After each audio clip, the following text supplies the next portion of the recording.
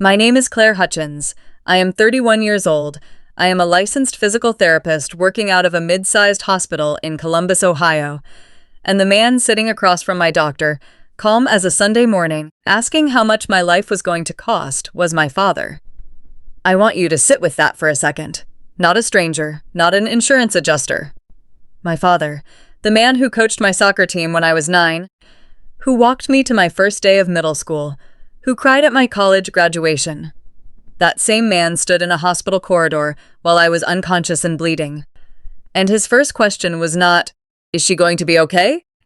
His first question was, "What is the number?" And when they gave him the number, he made a decision. A quiet one. The kind you make when you have already decided that someone's life is worth less than their cost. I did not find out what he did until I woke up, 17 days later, with tubes being removed from my throat, and a nurse named Sandra Collier sitting beside my bed with her arms folded and her jaw tight, like she had been holding something in for weeks. She had, but before I tell you what Sandra told me, and before I tell you what I found in my grandmother's attorney's briefcase, and before I tell you what happened on that Saturday afternoon in the church fellowship hall when my father stood up in front of 200 people and called himself a devoted father, I need to take you back to where all of this actually began. I was born with a congenital heart defect. My parents were told when I was 3. By the time I was 5, I had already had 1 open heart surgery. By the time I was 8, the medical bills had stacked up high enough that my father started keeping them in a shoebox under the kitchen desk. He never threw them away. He kept them the way some people keep old photographs, something to return to, something to remind you of what you lost. The difference was, he showed them to me. I was 7 the first time he spread those papers out on the kitchen table while I stood there in my pajamas. He did not yell. He did not call me names. He simply pointed at the numbers and said, "This is what you cost us, Claire. This is what we gave up for you." I did not cry. I did not know what to say.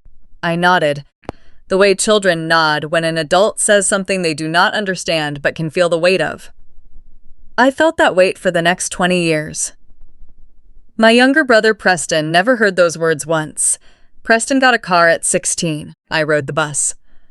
Preston had his entire college tuition covered. I took out loans and worked weekends at a coffee shop to cover the difference. Preston's birthdays were events. Mine were quiet. I did not resent Preston. I want to make that clear. Preston did not choose any of it. He was just the child my father had decided was worth the full investment. I was the bill that never got paid off.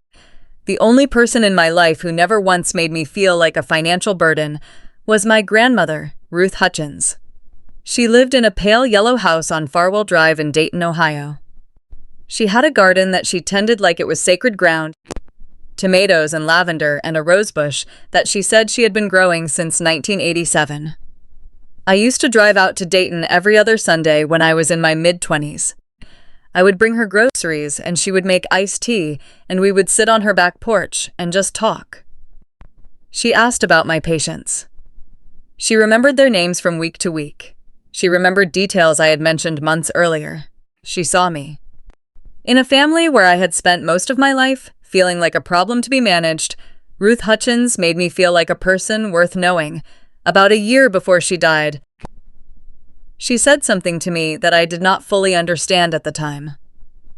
We were sitting on that porch and the sun was going down, and she looked over at me with those steady brown eyes and said, "I have handled something for you, Claire. When the time comes, a man named Warren Pace will be in touch. Trust him." I smiled and squeezed her hand and assumed it was one of those things older people say, a half-formed thought, a gentle ramble. She had just turned 82. I thought maybe she was confused. She was not confused. Ruth Hutchins was sharp until the last breath she drew, and she had been planning for this moment for 2 years. She died on a February morning, quietly, in her sleep, in that yellow house on Farwell Drive. My father organized the funeral. Small service, fast, no reception. He did not ask me to speak. "Keep it simple," he said at the door of the funeral home. And I stood in the 3rd row and said goodbye in silence.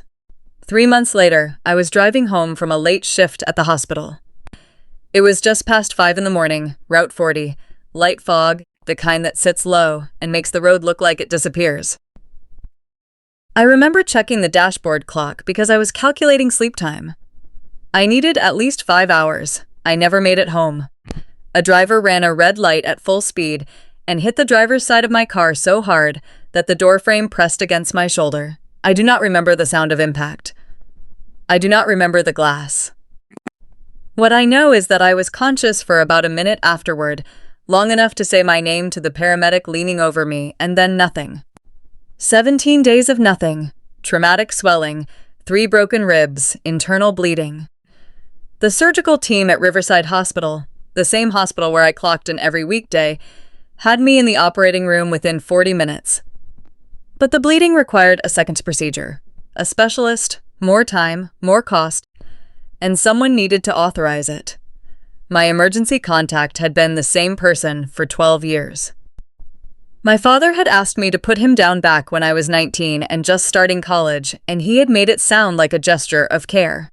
I thought it was love. I understand now it was control. They called him at 11 at night. He arrived 20 minutes later. The front desk logged the time. He did not go to my room. He did not ask a nurse how I was doing. He walked directly to the financial services office and asked what the second surgery would cost. Sandra Collier, the head nurse on my floor, was at the station when my father found my surgeon, Dr. Kevin Marsh, in the hallway outside the ICU. She heard everything. My father asked for the estimate. Dr. Marsh told him the range, somewhere between $160,000 and $230,000 depending on complications, and that insurance would cover a portion, but there would be significant out-of-pocket exposure. My father listened without expression. Then he said, "She doesn't have a healthcare proxy on file. I'm her father. I make the call." Dr. Marsh confirmed that next of kin steps in when no proxy is designated. My father nodded once. Then he said, "Let her go. We are not paying for this. She has been a financial drain on this family her entire life." Sandra told me later that the hallway went completely silent after those words. Dr. Marsh stared at my father for a long moment. My father did not look away. He did not lower his voice. He signed the "Do Not Resuscitate" form with his pen already out, as if he had rehearsed it. He capped the pen, handed the form back, and asked if there was anything else that needed his signature. Then he walked to the elevator and left the building. He did not visit my room. He did not look through the glass. He went home. Sandra went back to her station. She did not scream, even though she told me later she wanted to. What she did instead was open my employee file, the one every staff member fills out during onboarding. Emergency contacts, insurance, healthcare proxy. Most people skip the proxy section. I had not skipped it.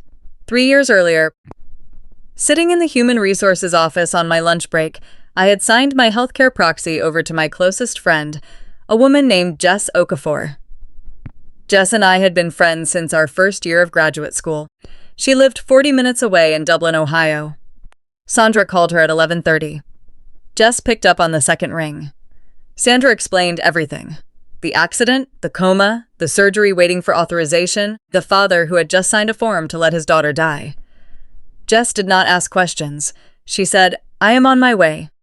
She drove through fog and darkness and walked into Riverside Hospital at 12:52 in the morning with her driver's license and a copy of the proxy form she had kept in a file folder at home.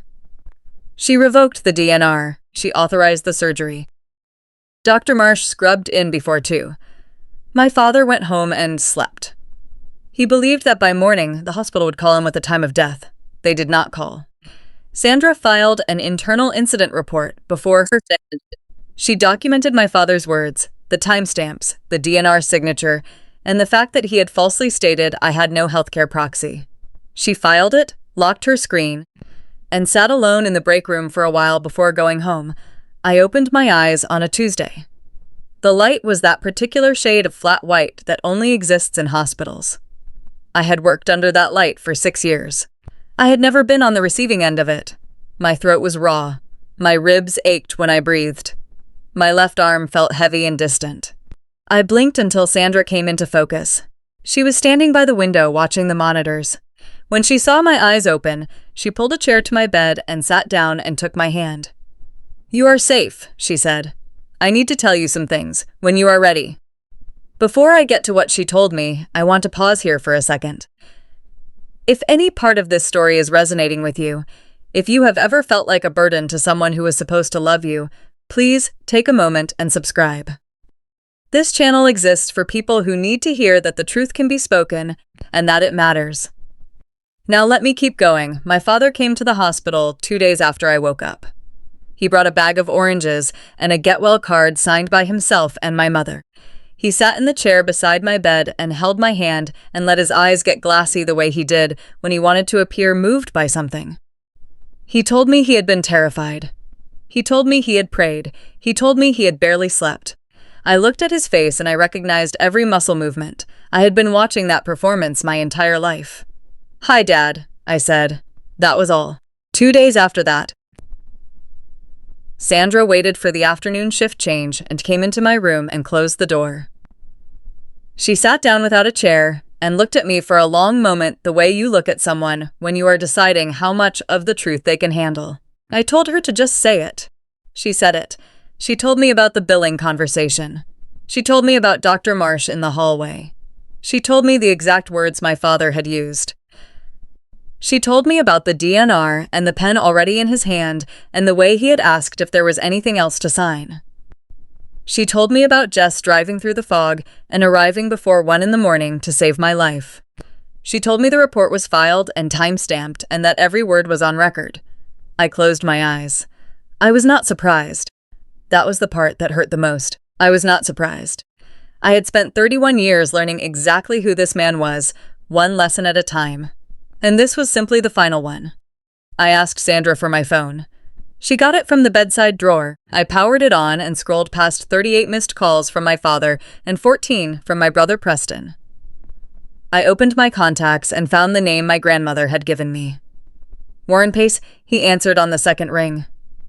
Calm, measured, the kind of voice that has read thousands of documents and is no longer surprised by any of them. I told him my name. He cut me off gently and said he had been trying to reach me for 5 months. He explained. Ruth Hutchins had come to his office 2 years before she died. She sat across from his desk, clear-eyed and deliberate, and told him she wanted to draw up a private will. Not through any attorney connected to the family. Privately, sealed, notarized by his staff only. The will was straightforward. The yellow house on Farwell Drive, solely to Claire Hutchins. A savings account containing $94,000, solely to Claire Hutchins, no other beneficiaries. No conditions. The will had been probated. The deed had transferred to my name and was recorded with the county. He had sent certified letters to my address. They had been returned. He had called my listed number. Someone had answered and told him I had moved away and was not interested in being contacted. That was my father's voice on the phone, telling my grandmother's attorney that I was gone. I told Warren I had been in a coma for 17 days. He was quiet for a moment. Then he asked if the house was still in my name. He said he would pull the current deed records and call me back within the hour. He called back in 51 minutes. His voice had changed, still controlled, but something underneath it had shifted. He told me the deed to my grandmother's house had been transferred out of my name 3 weeks earlier. Transferred to my father using a power of attorney. I told him I had never signed a power of attorney. He said he knew, because he held the original deed transfer from probate, notarized by his own office. No POA had ever been authorized through him. He ran a lien search on the property. A mortgage had been recorded against it 6 days earlier, $190,000. My father had forged my signature, used a compliant notary, transferred the house into his name, and pulled a mortgage against it while I was unconscious. The money, Warren later confirmed, went toward a gambling debt that no one in our family had known existed. I wrote down every number Warren gave me. The mortgage amount, the recording date, the lien holder, the notary's stamp number. Then I asked him if there was anything else. He said yes. My grandmother had left me a letter, sealed, to be delivered in person, only to me. He came to the hospital the next morning at 9. Warren Pace was a small, unhurried man in a navy suit with a leather briefcase that looked like it had been through several decades of honest work. He sat beside my bed and set a manila envelope on my blanket. My grandmother's handwriting was on the front, just my name. I opened it carefully. One sheet of paper folded twice. Her handwriting was thin but steady. She wrote that she had known for years what my father had done, that he had borrowed money from her savings without asking and never returned it, that he had pressured her to change her will and she had refused. She wrote that she had not told me while she was alive because she had not wanted to be the one to break apart what remained of the family. She wrote that was her mistake and she hoped I would not repeat it. She wrote that the house and the money were mine, that Mr. Pace had everything I needed. She wrote that I was stronger than she had been and that she was sorry she had not said so while she could still hold my hand. I cried for the first time since I had woken up. Not quietly. The kind of crying that comes from the deepest place. From the part of you that has been waiting for someone to finally see what has been happening for as long as you can remember. Warren waited. When I was ready, he set the folder open on my blanket. The will, the probate records, the original deed, the lien search. "What do you want to do?" he asked. I wiped my face. I sat up straighter. My ribs screamed. "I want it done before Sunday," I said. He raised an eyebrow. I told him about the church. My father had attended Faith Community Church in Westerville for 16 years. He was a board elder. He served on the finance committee. He greeted people at the door every Sunday with a handshake and a smile, and the practiced warmth of a man who had built his entire reputation inside those walls. The church held a community lunch on the first Sunday of every month, folding tables and potluck dishes, and a standing microphone where people shared testimonies. My father always spoke, every single month. Gratitude, faith, sacrifice, family. The room believed him completely. This Sunday was the first Sunday of the month. Now let me ask you something before I finish. If you were standing where I was standing, what would you have done? Would you have confronted him in that room in front of everyone who had believed his version of your life for 16 years? Or would you have handled it privately, quietly? Let the courts do the work without an audience. Tell me in the comments. I genuinely want to know. And if you have not subscribed yet, do it right now. Because what happens next in that fellowship hall is something I have never told in full before. I was discharged on Friday. My father arrived to pick me up with a duffel bag already packed, ready to announce that I would be recovering at their house. I told him Jess was coming. His face shifted in that way it did when a calculation failed to land. He left without saying goodbye. That night I sat at Jess's kitchen table and called Warren, and we went over everything. Court motion to void the fraudulent deed. Police report for forgery and fraud. Notification to the mortgage lender about the disputed title. All of it ready. All of it filed. Sunday, I said. He said Sunday. On Saturday night, my father called me. His voice was casual, almost too casual, the way it gets when he is testing the perimeter. He mentioned, almost as an aside, that he had been handling my grandmother's estate and I should not worry about any of it. He would explain everything when I was feeling better. "Okay, Dad," I said. "Thank you for taking care of it." I hung up and put the phone face down on the table and did not move for a long time. Sunday morning, I was awake before 6. I put on a white button-down shirt and dark slacks. I pulled my hair back.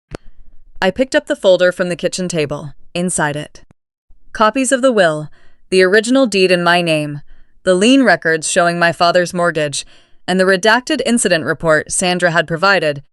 My father's exact words printed in plain black ink on hospital letterhead. Jess drove.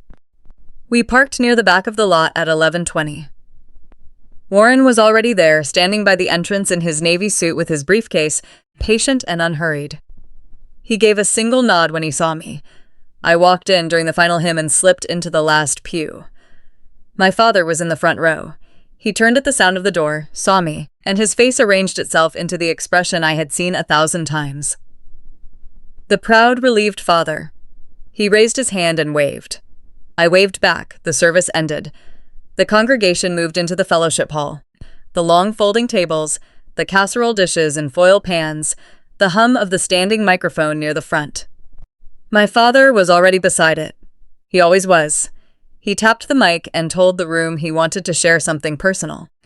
He said many of them knew his daughter Claire had been in a serious accident. In a coma for nearly 3 weeks. The doctors had not been certain she would survive.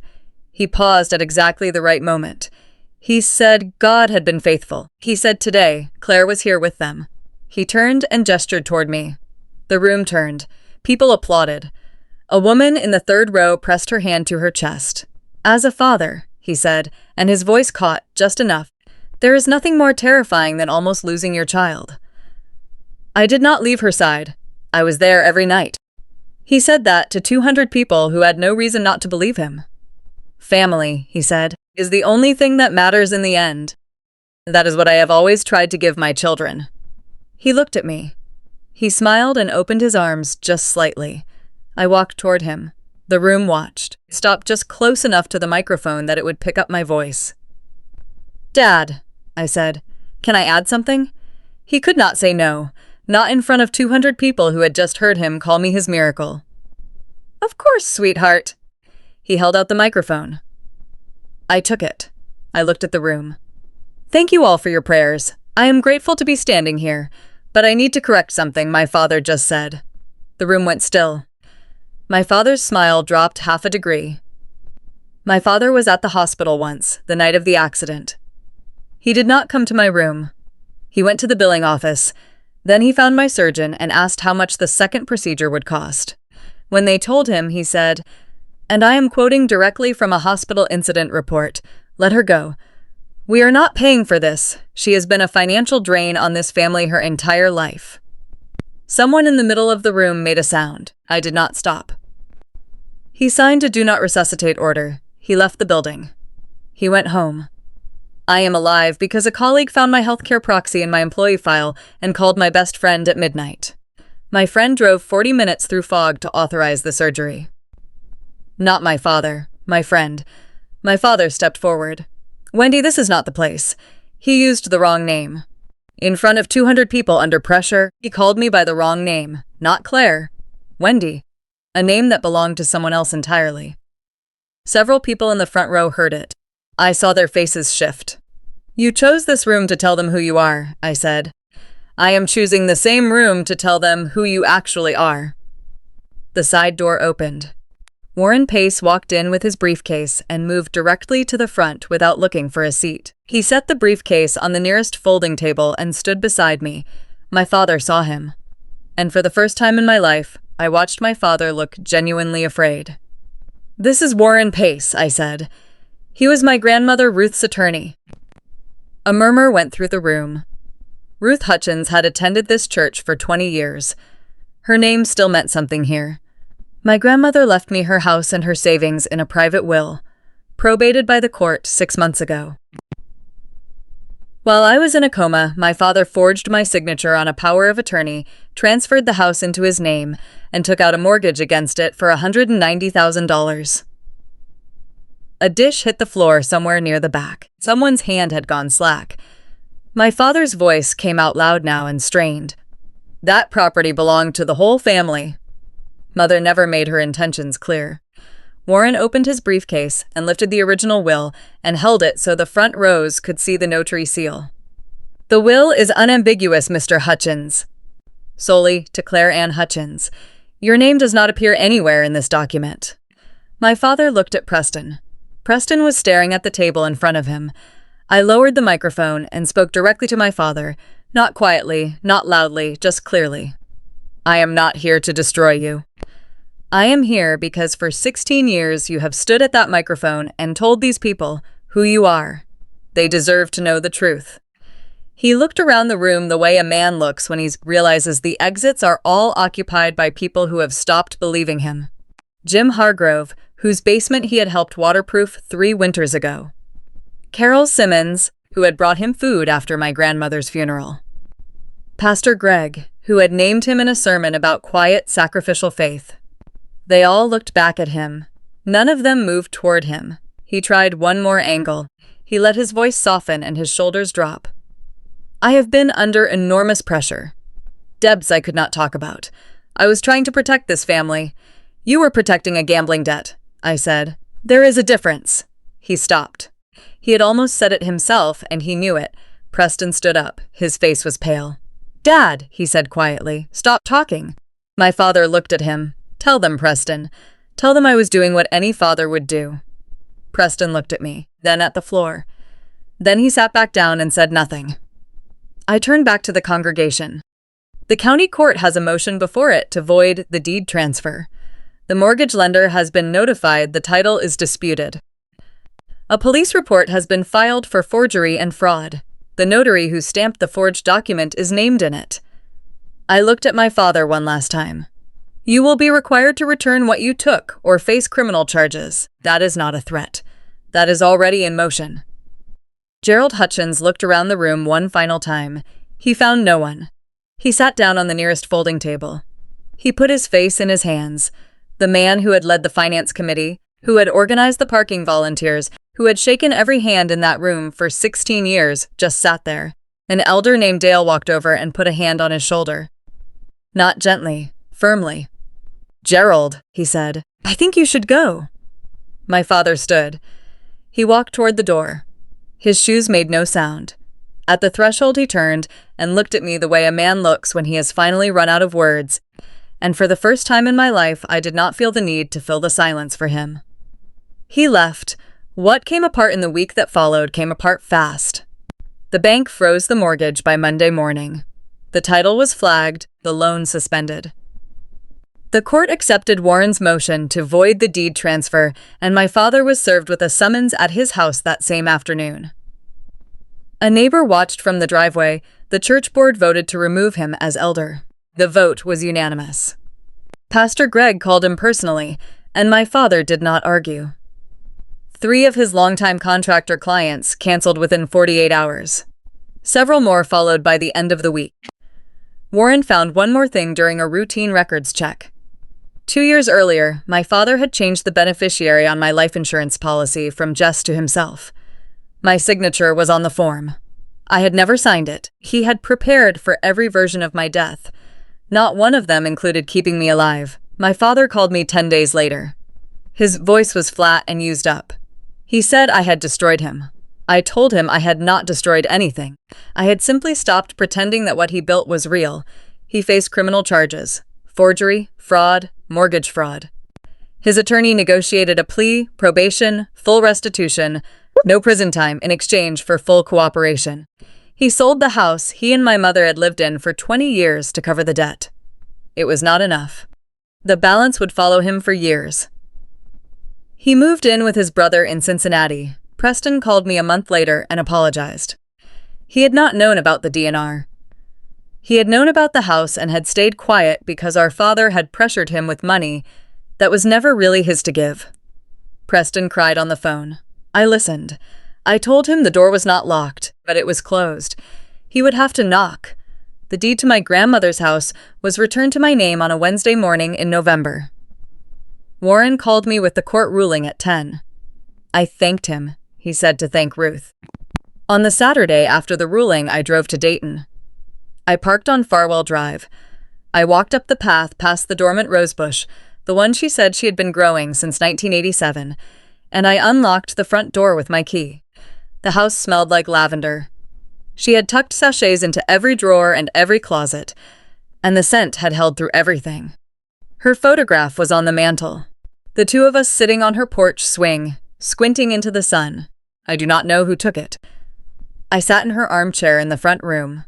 I did not turn on the television. I did not check my phone. I just sat in the quiet of a house that belonged to me, not because I had earned anyone's forgiveness or survived anyone's approval, but because a woman who loved me had made sure I would be okay long before I knew I needed her to. I used to believe that being a good daughter meant accepting whatever was handed to me. The guilt, the comparison, the debt that was never mine to carry. I held all of it without complaint because I believed that was what love required. I was wrong. Setting a limit is not an act of cruelty. It is an act of honesty. And sometimes honesty looks like a man in a Navy suit, a folder of notarized documents, and the willingness to stand in a room full of people and say, "This is what actually happened." I do not hate my father.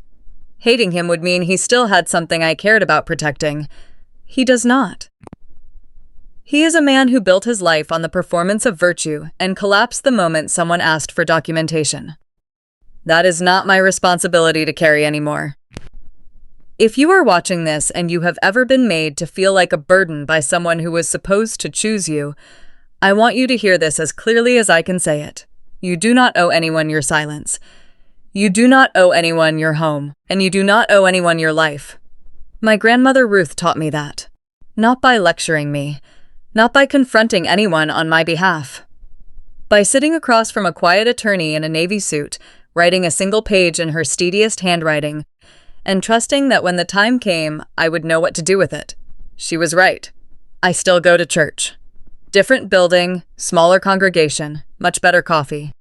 I sit in the front row now. Not because I need to be seen. Because I am done disappearing.